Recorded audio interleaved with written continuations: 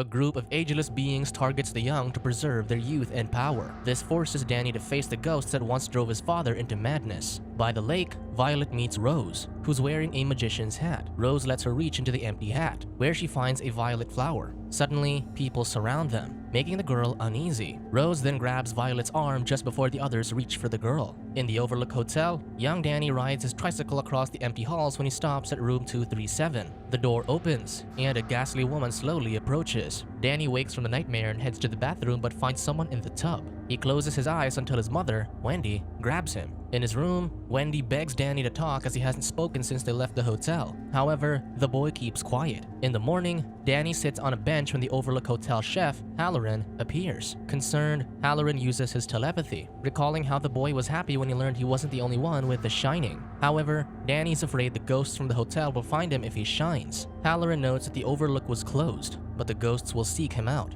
He warns that their shining is like food to some things, so he advises the boy to use his abilities against them. Using a trick his grandmother taught him, Halloran hands Danny a chest and tells him to build one in his mind so he'll be ready. Suddenly, Wendy comes running, and Halloran disappears. As she hugs her son, a poster of the missing Violet is on the bulletin board nearby. That night, Danny walks to the bathroom and finds the ghastly woman in the tub again. This time, he's not afraid, so he enters and closes the door behind him. While inside, Danny constructs a chest in the snowy maze from the Overlook Hotel. Suddenly, the ghost screams, and something locks. Danny returns to his mother and finally talks to her. Decades later, an adult Danny wakes up next to a woman he met in the bar. He prepares to leave but finds his wallet empty, so he takes some cash from the woman's purse. As he's heading out, the woman's toddler appears, looking for his mother. Danny sets the toddler next to the woman, but Halloran's ghost appears, telling him to leave the woman's money. Danny argues that she likely took his money last night, but still, he reconsiders. Elsewhere, Andy meets her chat room date at the theater. Behind them, Rose and Crow Daddy watch as Andy commands the man to sleep,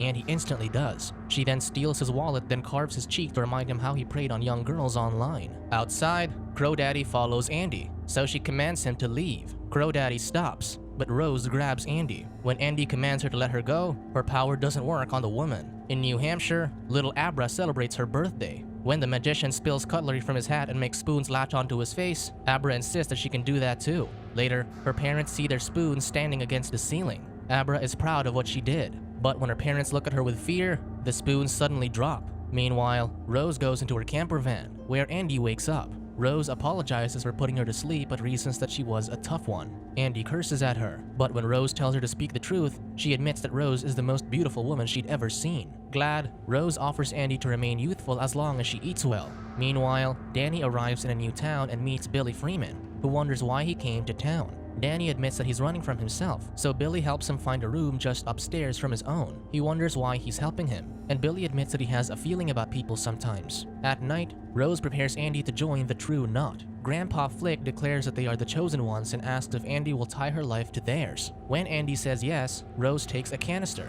which she calls Violet. She shares Violet's steam with Andy, who groans as Violet's power is absorbed into her body. Andy starts screaming, and suddenly, her eyes light up. Meanwhile, Danny wakes up and finds a pale arm around him. He tries to slip out of bed, but the ghost grabs his arm. He realizes that it's the woman he slept with, who tells him that no one has found her inner child yet. She then shows him her child's ghost, which makes Danny back away. When he sees his bed empty, he glances at the liquor bottle on the floor. Instead, Danny goes to Billy and admits that he needs help. Soon, Billy takes Danny to an AA meeting, where he meets Dr. John. He notices John massaging his wrist, so Danny figures out that he lost his watch while washing his hands in the hospital bathroom. The next day, John shows Danny his watch, wondering how he knew where it was. Danny claims it was a lucky guess, but the doctor doesn't buy it. Changing topics, John offers him a job in a hospice. Meanwhile, Andy wakes up and complains that she felt like she was dying. Rose confirms that she did die, so Andy asks if she's still human. Rose simply asks if she cares about that. Soon, Danny mops the floor at the hospice when the home's cat, Azrael, enters a room.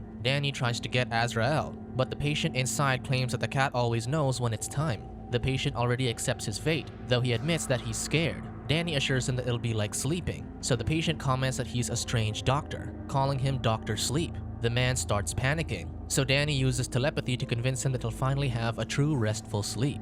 Finally, the man takes his last breath, and Danny sees his soul leave his body. Later, Danny goes home and sees the word hello written on his wall. He takes a piece of chalk and replies with hi. Elsewhere, Abra giggles then goes to sleep.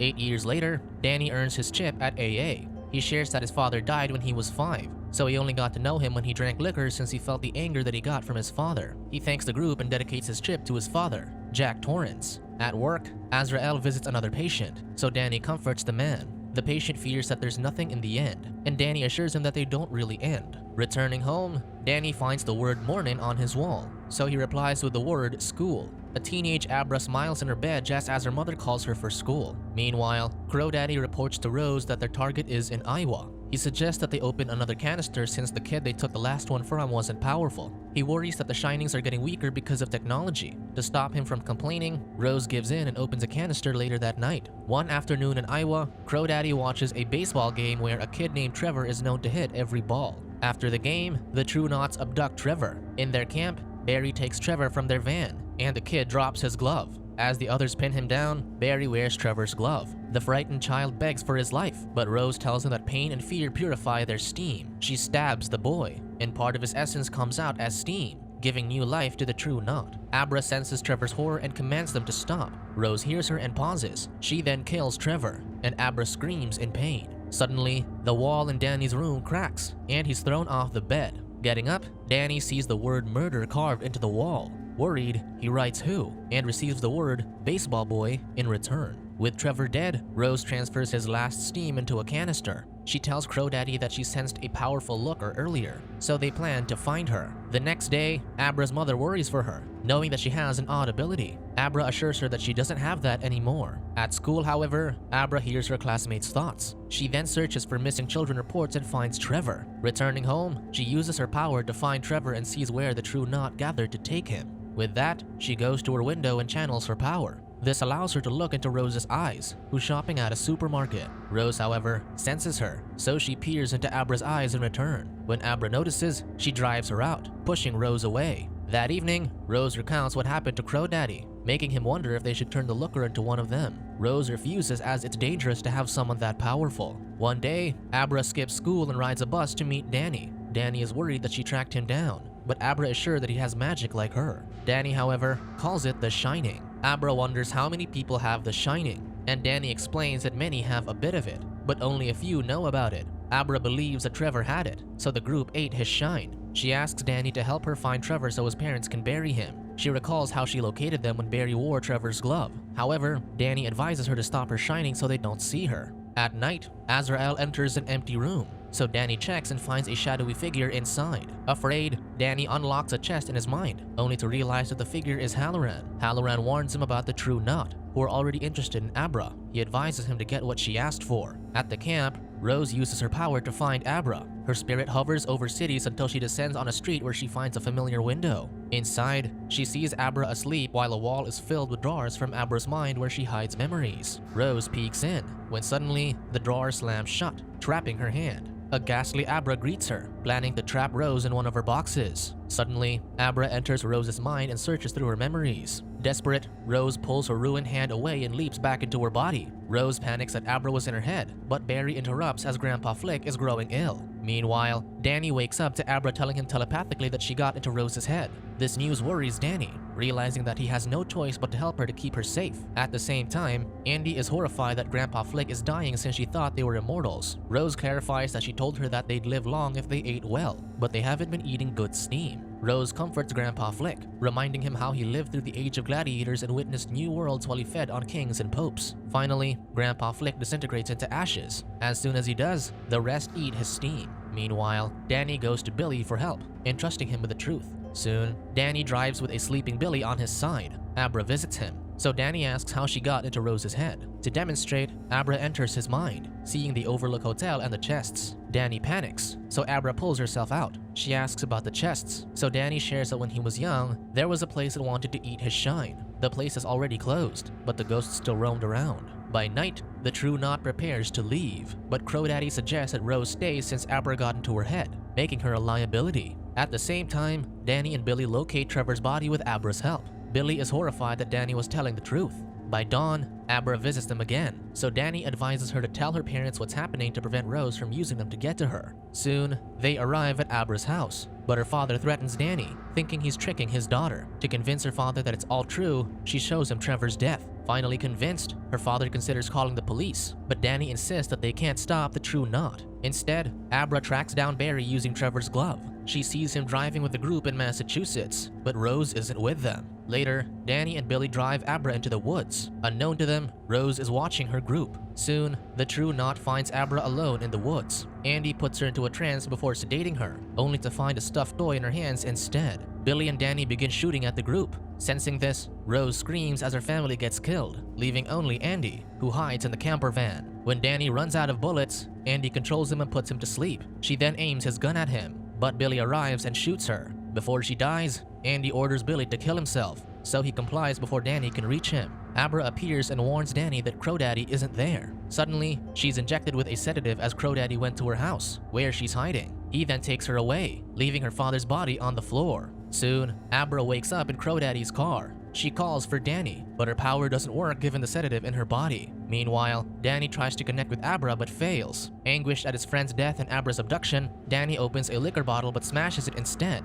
He concentrates and finally connects with Abra's mind. With their permission, Danny uses Abra's body and points out that Crow Daddy isn't wearing his seatbelt. He telekinetically turns the wheel, causing them to crash. Rose screams as she senses Crow Daddy's death. Furious, she consumes all the steam she has left to make herself stronger. In the morning, Danny reunites with Abra. He notes that they can't beat Rose, so he's taking her to the Overlook Hotel to lure her there. During the drive, Abra's mother calls. Having just returned home from her trip, Abra just tells her mother she loves her before discarding her phone. At night, Danny and Abra arrive at the Overlook Hotel. While Abra stays in the car, Danny enters the hotel that has haunted him since childhood. First, he turns the generators and tanks on in the boiler room. Danny finds the room where his family stayed and approaches the bathroom door where he had drawn the word Red Room. He peeks into the broken side of the door, recalling how his mother hid there while his father chopped the door with an axe. Danny then heads to the bar, where a ghost pours whiskey for him. He recounts that he and his mother moved to Florida as they couldn't stand the snow after what happened in the hotel. Wendy died when Danny was 20, and he saw black flies around her face before she did. Sensing his distress, the bartender urges him to drink, but Danny insists that he has to hear the story since Wendy was his wife.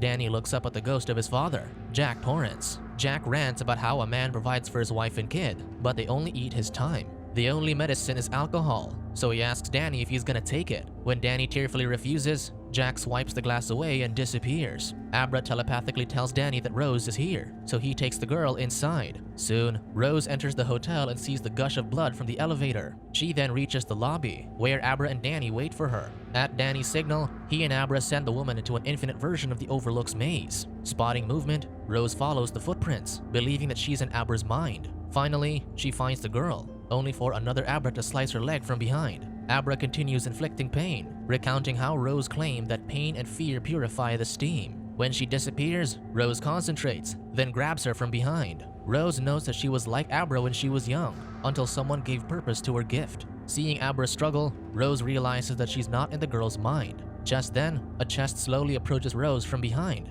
but she breaks free and wakes up back in the hotel. Abra runs while Rose approaches Danny, who's wielding an axe. She notices his strong shine, though it's already been polluted by his age. She offers him to become like her, but Danny thinks she's lonely for being the last of her kind. Rose smiles and claims that she isn't the last. Danny then swings the axe, hitting Rose on the shoulder. However, she steals the axe and stabs him in the leg before throwing him down the stairs. Confidently, Rose approaches him. She presses on his leg wound, inflicting pain that releases his steam. As she consumes his power, Rose sees Danny's memories of when his father was driven mad by the ghosts and chased him with an axe around the hotel. She also sees Wendy's desperate attempt to flee from her husband and the ghosts from the hotel. Rose realizes that Danny isn't alone, so she dives into his mind and sees the chests. Danny suddenly frees himself from her grip and opens the chest, releasing the ghosts of the Overlook Hotel. The ghosts grab Rose and feed on her steam as she screams. Soon, Rose disintegrates, leaving only her hat behind. The ghosts then turn to Danny, so he attempts to lock them away again. However, the ghosts overpower him.